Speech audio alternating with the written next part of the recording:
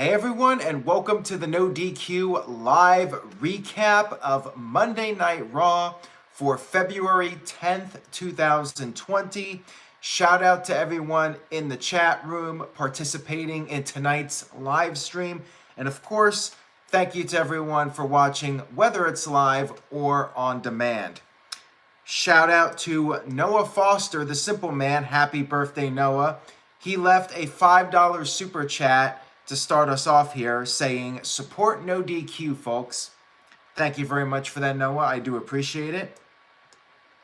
We had Monday Night Raw from Toronto, California, and it was announced during Raw that WrestleMania 37 will be returning to Los Angeles. The fourth time that WrestleMania will take place in LA, I believe. WrestleMania 2, WrestleMania 7, WrestleMania 21, and now WrestleMania 37 in Los Angeles, California.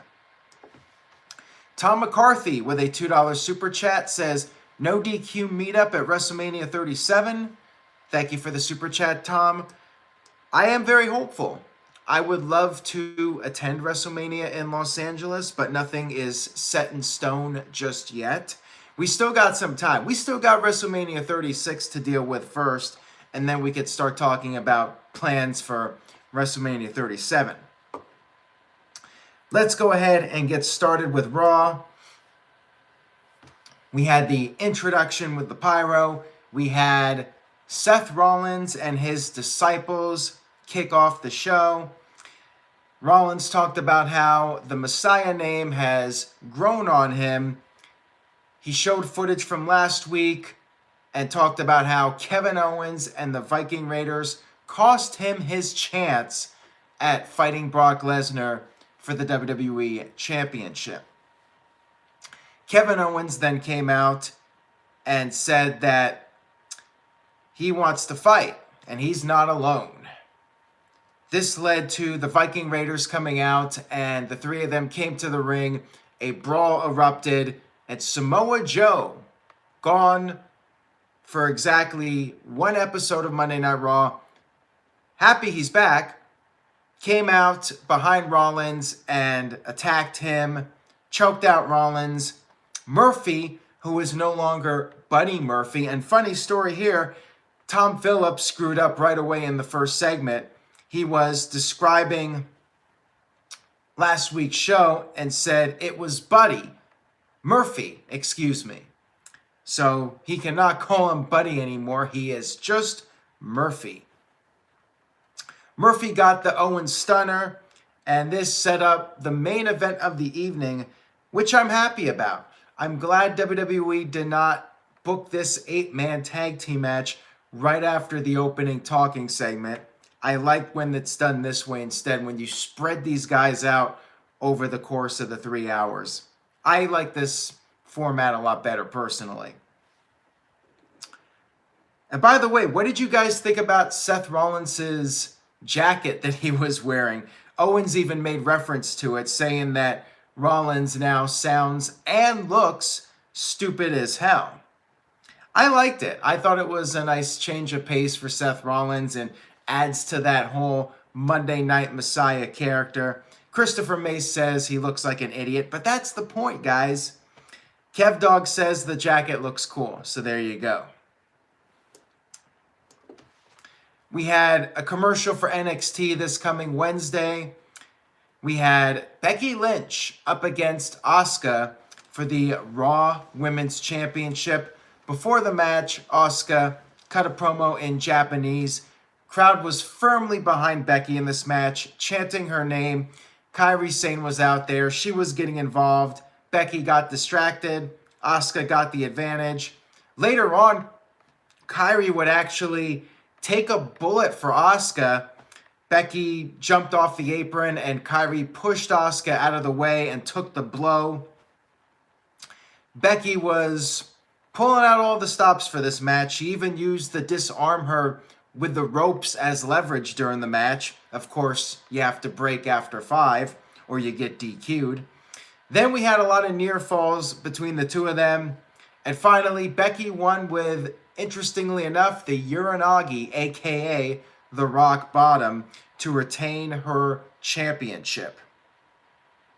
But the big story here was after the match, Shayna Baszler showed up, brutally attacked Becky Lynch, and actually pulled a move out of the Count Dracula playbook or the Angel playbook. She bit Becky on the neck and drew some blood. Of course, this was a blood capsule, whatever, and I know some people were critical of this, saying it was too tacky and the blood did not look realistic enough.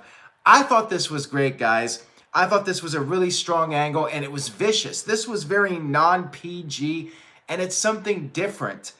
I mean, this is a throwback to like the 1970s, when wrestlers would bite their opponents, when Fred Blassie would bite people. This was the kind of stuff that made my dad a fan of professional wrestling, this kind of violence.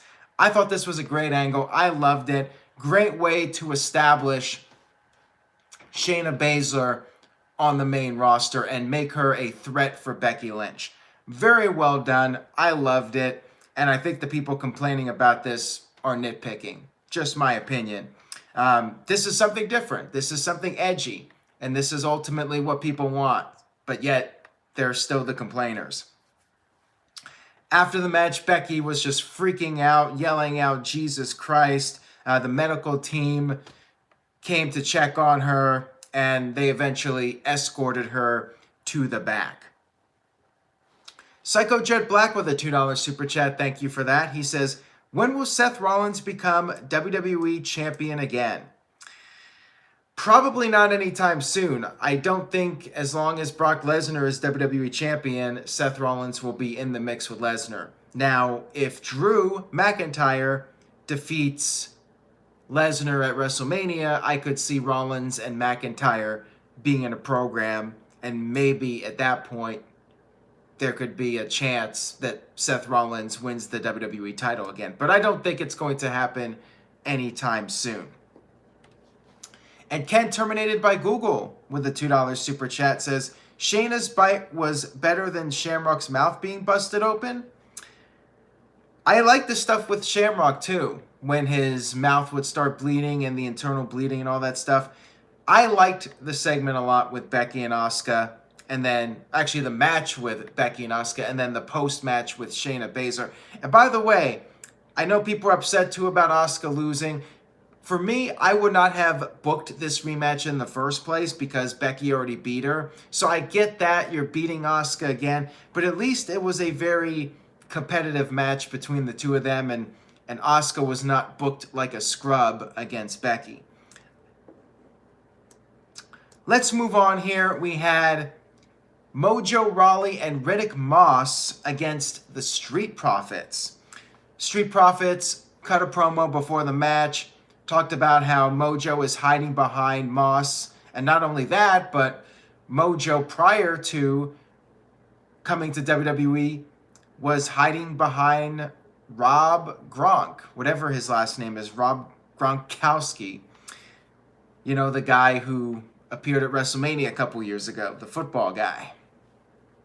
Talked about how Mojo was riding Gronk's coattails. So this was a very quick match. Basically a squash. Better usage. I'm going to find something positive to say about the Street Profits. Better usage of them than previous weeks. Got them in the ring doing their thing. They did do a promo, but the promo was all right. Not totally cringe like some of the other stuff. So this was definitely an improvement from previous Street Profit segments, in my opinion. Quick win with the Spine Blusher. I think I just invented a new move here. What would a Spine Blusher be? Let me know in the chat room. It was a Spine Buster and a Splash combination to pick up the victory. And after the match, we had Moss turn his back on Mojo Rawley, rolled him up with a good old fruit roll-up to capture the 24/7 championship. And nobody cared. But hey, it's the state of the 24/7 title in 2020. Backstage, Becky Lynch was being escorted into an ambulance so she could get her bite checked out, but she pretty much snapped on everybody and decided to drive herself to the ambulance. She hijacked the ambulance to go to the hospital, and they were actually calling it a hospital, which is interesting. Later on, they called it a local medical facility, but we did get a couple of hospital mentions on this show. That's how you know it's WrestleMania season, when they actually call it a hospital. They really want to sell this angle. It's a step above the norm because they're using the so-called forbidden terms. Next up, we had the MVP Lounge with MVP, who is apparently retired from being retired from being an active in-ring performer, and instead he's doing whatever the situation calls for, and there's been talk about him possibly becoming a producer in WWE. I could see the VIP Lounge. I could see him possibly trying to become a manager, and that's what this segment was basically about. We had MVP talk about how Drew McIntyre has finally reached his potential. Drew McIntyre came out. MVP talked about Drew's accomplishments, but said that there are some non-VIP people that have been talking behind Drew's back, saying that Drew is just not ready to be WWE champion. And MVP says they are going to change that. Drew called him out, saying, "What do you mean we?" MVP responded by saying that Drew needs somebody to handle all the business, and basically wanted to be Drew's business manager. Drew said he doesn't need an external brain thinking for him and doesn't need somebody kissing his ass. MVP then got in his face and said he's not an ass kicker, or not an ass kisser. He is, though, an ass kicker. Drew McIntyre was like, enough of this. He started to walk off. MVP grabbed his arm, and that was a bad idea because he got the headbutt from Drew McIntyre, and then he got the Claymore kick, sent over his own couch. I mentioned a few minutes ago how MVP might be producing work for WWE. Maybe he'll host the VIP Lounge. I'd like to see him do a manager role. And Psycho Jet Black with a $2 super chat says, will MVP replace Lana as Lashley's new manager? I like that idea. I think that would be a good way to utilize MVP. His talking, I thought, was really strong in this segment. So I'd like to see him try to recruit somebody to manage and go from person to person. And maybe he reunites with Lashley from Impact Wrestling. Why not? I like the idea very much. Overall, pretty good segment here, and I think it was good utilization of MVP. We had a recap of the Randy Orton attack on Edge from 2 weeks ago, and then we had an advertisement that Orton would come out later to finally explain his actions for why he attacked Edge and gave him a concerto. We had Angel Garza, who was scheduled to face Cedric Alexander, who had no entrance, by the way. Zelina Vega showed the footage from last week with Humberto and Angel Garza. And Angel talked a little bit, said that he is a man's man. But is he a real man's man? That's my question. And then he also said that he's a ladies' man. No woman in the world can resist him, according to Angel Garza. Humberto was very upset by this. He ran down to the ring. He attacked Angel. Security separated them, and we had the match. Cedric Alexander put up a little bit of a fight, but in the end, it was Angel Garza picking up the win with the wing clipper finisher. We had a recap of the Charlotte and Rhea Ripley storyline that has been brewing. Rhea came out. Actually, before she came out, let me not go ahead here. Rhea did a backstage interview. She said she doesn't want to wait for things.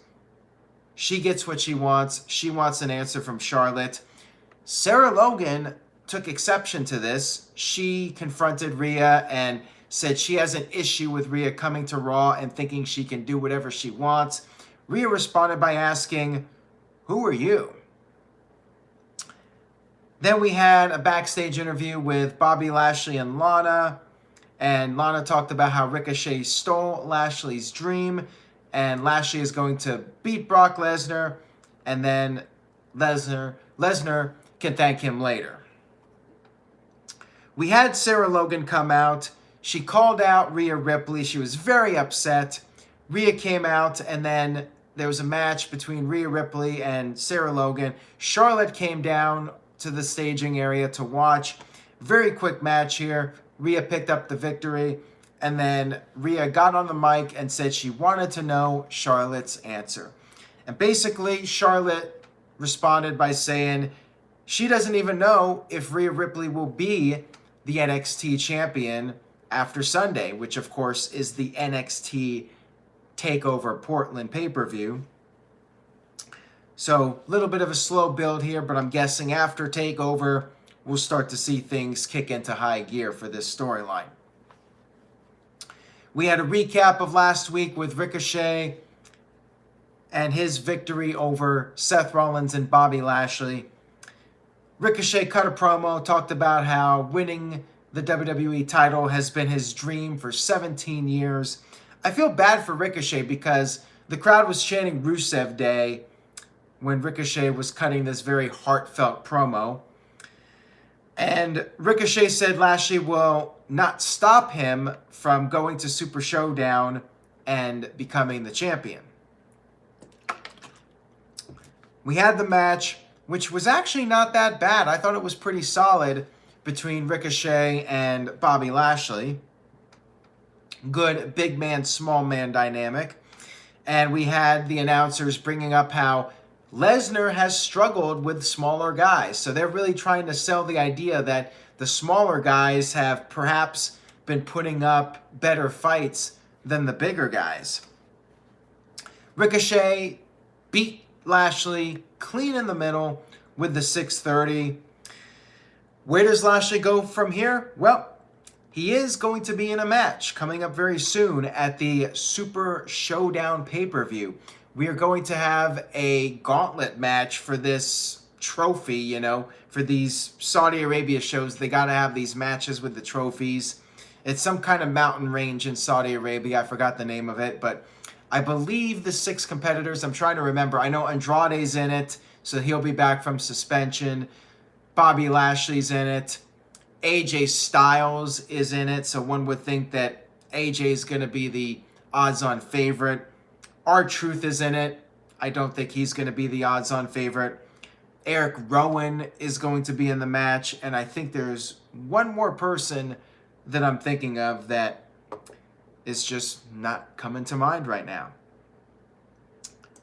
The game is on 100 with a $5 super chat. Thank you for that.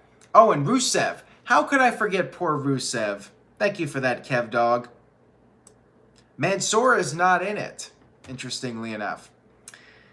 So the game is on 100 with a $5 super chat. Thank you for that. Says Rusev will be in the Cup 6-man match at Blood Money 5 with Styles, Andrade, Truth, Lashley. Why another Cup match? What's the point? Meaningless. I guess Saudi Arabia likes the Cup matches, so WWE does it to please Saudi Arabia. It's all about the money. So whatever WWE does in Saudi Arabia with these shows, it's what the Saudi government wants. WWE wants to satisfy them. They're paying WWE big bucks for these shows. So it is what it is. These trophy matches, they really don't mean anything. Although we have seen Anderson and Gallows come out with the trophy and Shane was coming out with the trophy. So, I mean, they were at least playing up on it for several weeks and months and not just ignoring it after the Saudi Arabia pay-per-view. But still, they really don't mean much of anything. And I know Braun Strowman won that whole greatest Royal Rumble and got a trophy. And that one just pretty much disappeared. But the other ones, they've done something with. I feel like AJ might win this, and then he'll have a trophy to go along with Anderson and Gallows. That is, of course, if Anderson and Gallows are still going to be pushed all that much longer. So moving on here, we had Randy Orton come out. He got a lot of boos. He was stalling again, just milking the audience. And he talked again about how he still owes the people an explanation for what happened. He started to talk. He said what he did to Edge hurt him more than it hurt Edge.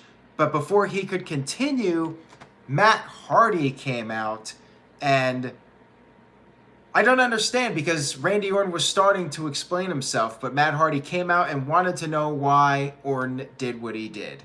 So Matt Hardy talked for a long time. He brought up the history between him and Edge, how they had history, and the crowd actually got this reference. They started chanting Lita. So this was a crowd that was a bit smart. They were familiar with past storylines. Like, at first, for a split second when Matt was talking, I thought, like, the crowd's going to have no idea what he's talking about. But they actually did chant Lita, so they got the reference. Good for them. He talked about how before they teamed up, they revolutionized the ladder match. Crowd chanted TLC. And Matt talked about Edge retiring and how he could not imagine if his career had to be taken away because of an injury before he was ready to retire. And Matt talked about how Edge made the most miraculous return, but Randy Orton, that son of a bitch, took it away. Randy Orton said Matt, and then tried to give him the RKO out of nowhere. Matt actually fought back a little bit, but then finally got the RKO. And then Randy Orton went to the outside, grabbed the chairs, and gave Matt Hardy the concerto, which could be the last time we see Matt Hardy on a WWE broadcast for a long time. Matt even tweeted the phrase goodbye on his Twitter account after Raw. So we'll see. When will we see Matt Hardy next? Will we see him back in WWE? Will he sign a new deal? Or will he be in AEW? Will he be the Exalted One? Will he go back to Impact Wrestling? Time will tell. What will be next for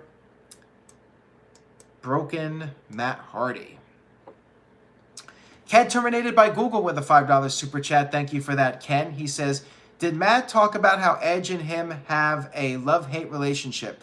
By the way, I cannot wait for Orton to be the guest of the rebooted Peep Show.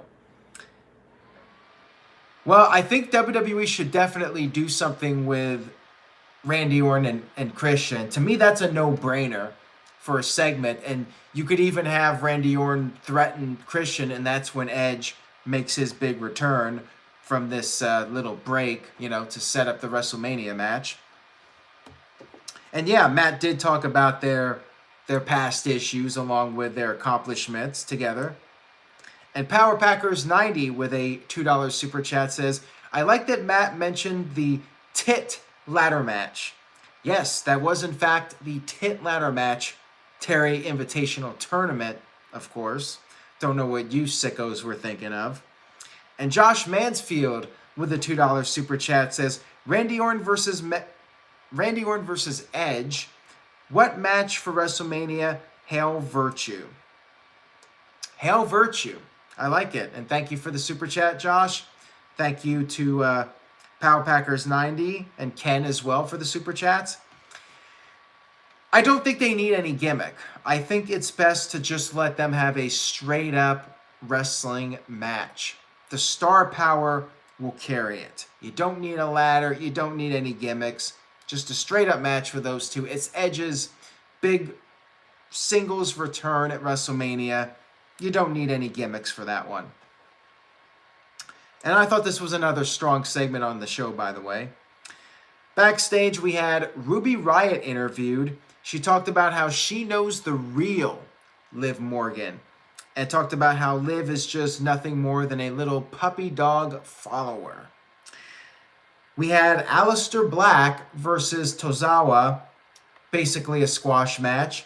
Aleister picked up a quick victory with the Black Mass. And then after the match, he talked about how he feels like an animal inside a cage and said that somebody's going to end up being trapped inside this metaphoric cage with him. So yeah, nothing really much to advance Aleister Black in a storyline, but at least he's doing matches now instead of those promos in the dark room. Then we had Becky Lynch make her return from the ambulance. How nice of Becky Lynch to actually drive back from the local medical facility and return that ambulance. Very outstanding citizen is this Becky Lynch. She came back into the ring. She said she got the doctors to numb the pain, and now she's ready to smash Shayna Baszler's head in. And she said that Shayna better find her first before she finds Shayna. That was that. No Shayna Baszler. I guess she left the building and went home or whatever. So we'll see where this goes from here. Definitely looks like we're getting our Becky versus Shayna match for WrestleMania. So that's a positive. Then we had the main event match, the 8-man tag team match. Rollins tried to say one more thing before the match started, but he got jumped. We had a big brawl. Rollins was trying to take cheap shots when the referee wasn't looking. Samoa Joe got the hot tag, and then Joe, Kevin Owens, and the Viking Raiders, they all did dives at the same time. Crowd went crazy for this. They really enjoyed this match. Owens went to the top rope and did the cannonball off the top onto all the bad guys. And then Samoa Joe got the coquina clutch on Murphy, not Buddy, just Murphy. And Murphy was tapping out. However, referee did not see it. Seth Rollins came in with the curb stomp to Joe, and then Murphy covered Joe to score the victory for the bad guys. And that's how Monday Night Raw went off the air. Overall, I thought that this was a really solid show. Raw's been pretty good lately, which is funny because before, SmackDown was easily the better of the two shows. And even though Raw is a 3-hour show, I feel like the last several weeks, Raw has outperformed SmackDown. So I'm going to give this week's Raw a solid B. Good show overall. Cutting it down to 2 hours, getting rid of some of the filler, this might have been an A show or an A- for Monday Night Raw.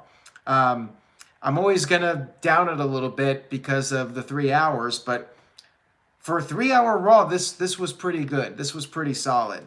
Nice build up for WrestleMania. They're starting to get these storylines set in stone, which I'm very much appreciating. And the big angles they did, the Becky angle with Shayna, Randy Orton and Matt Hardy, and then the Drew McIntyre MVP thing. I thought those were all really good segments. Let's see what you guys thought. Stephen Osborne with a C+, JSpin401 with a B, The People's Wrestling Channel with a B, Dr. NXT Scorpio with a B, Mr. Anderson with a C, Marvin with a B+, Tic Tat Tat with a solid B, and Chittown Best 08 with a B-, and Kev Dog with a B. So pretty solid letter grades here from you guys. DJ Whitey with a $5 super chat says, "What's up, Aaron? Aleister Black needs a more formidable opponent. Who would you match him up with for a build before WrestleMania?" Good question, DJ. Looks like Aleister Black is a babyface for the time being. Who would you put him against? I'd love to see him up against AJ Styles because AJ doesn't seem to have a storyline right now. And if Aleister is a babyface, AJ's a heel, I think that would be an interesting match for WrestleMania. I could see Aleister Black potentially being in a multi-man match. You know, they might do like I could see WWE taking the US title and doing like a 6-person match or something like that. They tend to do that. So I could see Aleister in there with AJ and Andrade and Mysterio and all those guys. But I still like that idea of a a tag team match like the Lucha guys, like Rey, Dominic, and Cain Velasquez against Andrade, Angel Garza, and somebody else. You know, that might be a fun match to do as well. So maybe you could do Aleister versus AJ in a one-on-one match. Darren Frazier with a $3 super chat says, Raw was good and did not feel long. It still felt a little long, but I did enjoy the show overall. And Bry King with a $10 super chat. Thank you very much for that, Bry. And thank you, Darren, for that super chat as well. So Bry King with a $10 super chat says, what are your thoughts on Ryback's comment about WWE controlling the dirt sheets to hide real reasons of wrestlers being punished, like EC3 being buried due to him not letting WWE trademarking his name? It's hard to say. I mean, Ryback was there, but at the same time, he no longer works there. And there could be some bitterness from him. It's hard to say. I think it is a bit petty that WWE is making such a big deal out of the Ryback trademark. But at the same time, WWE does own trademarks and they're allowed to protect their trademarks. Ryback changing his name and all that, trying to keep the name. I mean, I get it. He wants to be able to use his name for his brand. So it's a touchy situation, and there may be some truth to that, but I don't know. I'm not there. So you have to say, do you take his word for it or not? And I don't know. Ryback has a lot of opinions about WWE, and it is what it is. So anyways, that was Raw, everybody. And Kayfabe Candy says Ryback comes off as such a dope sometimes. He seems like a good guy. I think he's probably a good guy in real life. But yeah, I don't know if what he says holds any water or not. I mean, it's basically what he says versus what other people say, and you're gonna believe who you're gonna believe.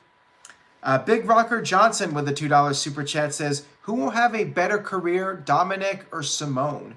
So that was a big news story today. Simone Johnson, the daughter of The Rock, is signed with WWE. The jury is out on it. I mean, Dominic could end up being a pretty big star in WWE, but Simone has a lot going for her because, well, she is The Rock's starter and she's 18. So she's got her whole adult life ahead of her to make it in WWE. And she's got that blood. So does Dominic. But, you know, Simone, fourth generation superstar. And I think for her being part of the women's division, WWE is going to give her every opportunity to succeed. We've seen what Charlotte Flair has done, and she broke in to this division that was just starting to push women. Charlotte came in at a great time, and Simone, I think that because the women are still a focal point and they continue to build momentum, I think she has a real shot at succeeding in WWE. And it is like a double-edged sword. I know some people will say that she's getting this opportunity because of who her father is, but at the same time, you have that pressure of filling those very big shoes. So there's definitely two ways to look at it. Psycho Jet Black with a $2 super chat says, who will turn heel, Kevin Owens or Samoa Joe? Interesting question. I do not see either of them turning heel anytime soon. But I think of the two of them, Owens is probably more likely because Joe just turned. But really, either one of them could turn at any time. I just don't think it's going to happen anytime soon. I think with Rollins firmly as a heel now, I could see Owens and Joe staying faces for the foreseeable future unless one of them gets drafted over to SmackDown. Ken terminated by Google with a $5 super chat. Thank you for that, Ken. He says, I hope Simone can be as successful as Charlotte Flair and not be in a Tamina Snuka role. No offense, Tamina. Good luck to Simone. Well, I agree on that. And I think, again, she has a real shot at doing it. I mean, she could end up getting burned out on wrestling. It might not be her thing, but I think she's got a real chance. I really do. And thank you for that super chat, Ken. I do appreciate it. So, and Tic Tat Tat points out that not every daughter of a top superstar made it, i.e. Brooke Hogan, which is very true. So, nothing's a guarantee. Anyways, guys, thank you all for watching. And stay tuned to NoDQ.com for the very latest wrestling news and rumors. I will be back Wednesday night to discuss AEW and NXT. And then Thursday night, 7 o'clock Eastern, there will be live predictions for NXT TakeOver Portland. Myself and Team NoDQ will be doing our predictions live. And you guys can participate in the chat room. Give us your predictions, and we'll display some of the comments on the screen. Check it out. Please spread the word. Tell a friend. Tell anybody you know who watches wrestling to check out this video and the stream and the channel and all that stuff. Thank you guys for watching again, and I will see you all next time.